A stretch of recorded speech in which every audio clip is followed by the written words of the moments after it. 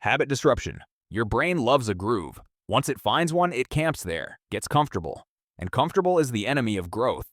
Here's the thing, your brain wants to run on autopilot. It's efficient, lazy, but efficient. So if you want to rewire it fast, you have to break the pattern deliberately. Stop being predictable. To yourself. Neuroscientists call it neuroplastic disruption. You can call it doing the opposite of what feels natural. Brush your teeth with your non-dominant hand. Take a cold shower when every cell screams no. It sounds silly, but that's the point. Every habit carves a pathway between neurons. Do it enough, your brain builds a highway. Do something new, it bulldozes that road and finds a detour. The faster you switch it up, the more rewiring happens upstairs. Why? Dopamine spikes when something unexpected happens. That split-second confusion, wait, what? Is your brain saying, pay attention. And attention is where new neural connections form. So making yourself slightly uncomfortable actually makes your brain sharper. But here's the catch, it only works if the discomfort stays small. Push too hard and stress hormones hijack the system. You go from rewiring mode to panic mode. You want controlled chaos, the sweet spot between bored and broken. The good news? You can hack this daily. New route home. Eat with chopsticks if you can't. Type blindfolded for 30 seconds. Every small disruption shakes loose the stale wiring and wakes your brain back up. Temptation bundling. Your brain runs on rewards. Every win, every solve, every scroll, your brain registers it and learns. Dopamine fires, wiring forms, habit locked in. It's basically your brain getting a treat for behavior it probably shouldn't repeat. But here's the hack, you don't remove the reward, you hijack it. Bundle your new habits with instant micro rewards. Want to build focus? Play your favorite song after a focus sprint. Want to eat better? Pair your healthy meal with your favorite show. Your brain evolved to repeat whatever feels good right now, not later. Use that against it. Behavioral psychologists call this temptation bundling. You're pairing the boring with the addictive until your brain starts craving the combo. It's Pavlov with Wi-Fi. But dopamine doesn't care why it fired. It only remembers the pattern. So if you keep rewarding procrastination or doom scrolling, you're wiring yourself backward. Fast. You're training the exact neural links that make quitting feel impossible and starting feel painful. The fix is precision. Reward effort, not outcome. Your brain builds wiring around what you do repeatedly, not what you wish were true. Celebrate showing up, celebrate the reps, celebrate resisting the urge to quit. Each time you're pouring wet cement into fresh neural grooves. Over a few weeks, something weird happens. Your brain stops chasing the carrot. It starts craving the climb. The same circuits that powered your distractions now push discipline. That's the moment it gets suspiciously easy to keep going, and you realize you actually enjoy it. Visualization training. Ever picture yourself nailing something before you actually do it?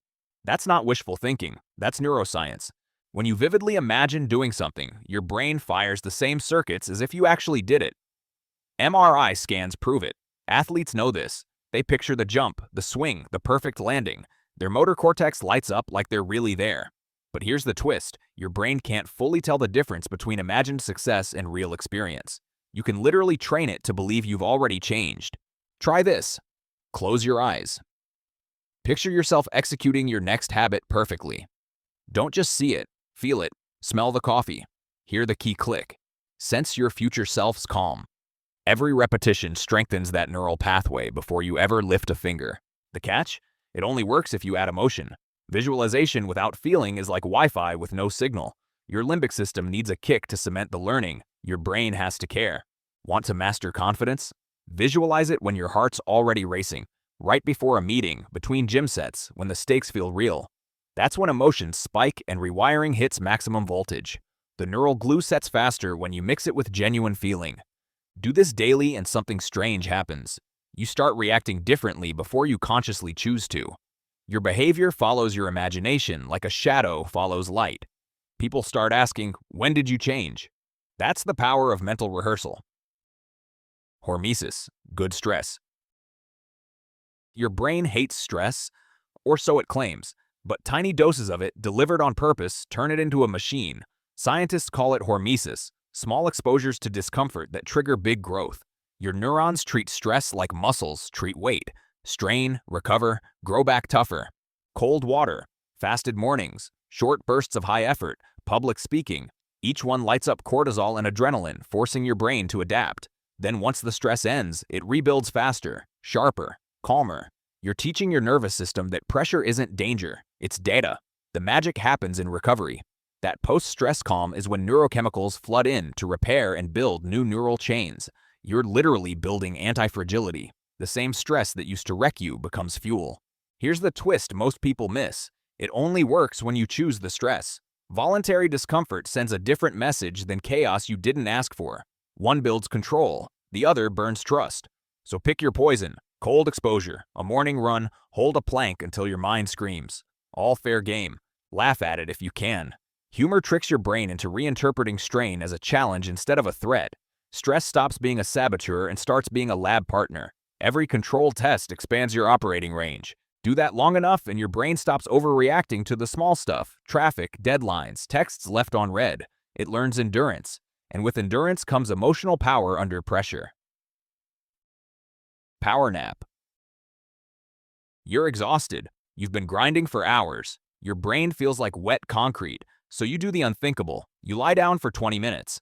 And when you wake up, everything's different, clearer, faster, like someone rebooted your entire system. That's not lazy, that's strategic. Most people push through fatigue like it's a virtue. I don't have time for a nap.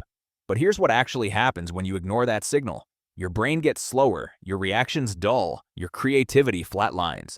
You're not productive anymore, you're just tired and pretending. A 20-minute nap does something weird. Your brain cycles into light sleep, consolidates everything you just learned, clears out the metabolic garbage, and hits refresh. You wake up and suddenly the problem you were stuck on makes sense. The words flow. Focus snaps back. Elite performers get this. Athletes nap between sessions. CEOs nap in the afternoon. Navy SEALs have nap protocols built into their training. They're not lazy. They're recovering strategically. Here's the move. After intense focus work, 20 minutes. Couch. Timer. That's it.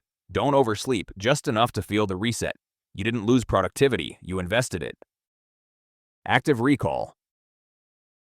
You just read an entire chapter. Felt productive.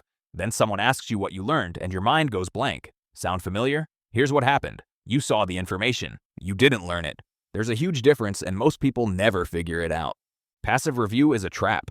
You read, reread, highlight, and your brain feels like it's working. But you're just moving your eyes across words. Your brain isn't actually wiring anything new. It's just getting comfortable with the familiar. Active recall flips this. Close the book. Can you explain it out loud? Write it down from memory. Teach it to someone else? That struggle, that moment where you can't quite pull it back out, that's where rewiring happens. Your brain has to hunt through neural pathways, activate them, strengthen them in the process. Every time you retrieve something from memory, you're reinforcing those circuits. You're not just remembering, you're rebuilding. Here's the move. Finish learning something. Wait an hour. Then test yourself. Get it wrong? Good.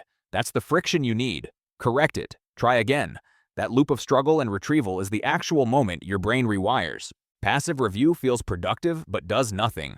Active recall feels uncomfortable and rewires everything. One keeps you stuck. The other builds a brain that actually retains what it learns. Stop rereading, start retrieving. Skill cross-training. Your mind is a pattern-detecting machine. Feed it the same input long enough and it gets bored. The wiring calcifies. You start predicting everything before it happens. Then you stop thinking. Fast. Real rewiring demands novelty, not noise. Novelty. Switch environments. Consume new formats. Learn skills with conflicting movement patterns. Boxing one day, sketching the next. You're forcing your neurons to cross-train. Each new skill recruits different brain networks. As they connect, creativity spikes. Even timing matters. Try doing something intellectually strange for 10 minutes in the morning. Read poetry if you're analytical. Do math puzzles if you're artistic. Your brain thrives on cross-pollination. Studies show that when you break your input habits, the hippocampus, your memory center, starts firing like it's excited again. Variety doesn't just build knowledge, it alters structure. Gray matter density increases. Connections between brain hemispheres strengthen. You literally sculpt a more flexible brain. This is neural remodeling in real time. Ignore advice to stick to one niche. That's bad strategy if you want rapid brain change. True growth happens when your comfort zone gets bombarded by novelty. Your brain rewards unpredictability. When it stops guessing what comes next, it rewires to catch up. Walk home backward today. Flip something normal upside down. The absurdity keeps your brain alert and ready to adapt. Feed your system fresh neural data every single day. That's how mental acceleration feels almost illegal. Reframe thinking. Your thoughts are commands. Every sentence you repeat in your head writes code into your nervous system. Your brain doesn't just hear what you say, it reacts. Whisper, "I'm anxious," and your amygdala fires. Say, "I'm handling this," and your prefrontal cortex takes the wheel. Language is your most underrated neurotool. You can't rewire without rewriting the script first. Catch your automatic phrases. "I can't focus." "I always mess this up." "Nothing ever changes." That's mental malware. Each one strengthens old synapses tied to failure and panic. Here's the move. Intercept and reframe. Don't go fake, go factual. My focus is building. I'm learning how to stay calm. You're not lying. You're sculpting new wiring through repetition and emotional tone. Your neurons can't resist belief with energy behind it. This is self-directed neuroplasticity. Therapists, athletes, and elite performers use it to program stability under pressure. Internal narration shapes external behavior because synapses wire where attention fires. Test it yourself. Spend one day monitoring your tone only. Speak to yourself like a teammate, not a critic. You'll notice physical changes. Jaw relaxes, breathing steadies, reaction time shrinks. That's your nervous system syncing to safer internal weather. Over weeks, inner talk becomes your default operating system. You think differently because you've built new neural highways linking logic and calm. It's quiet rewiring, but fierce once installed. The most powerful brain hack isn't ice baths or biohacks, it's your own mouth. Got a brain hack that actually works for you? Drop it in the comments, and who knows, maybe you'll accidentally rewire someone else's brain just by sharing.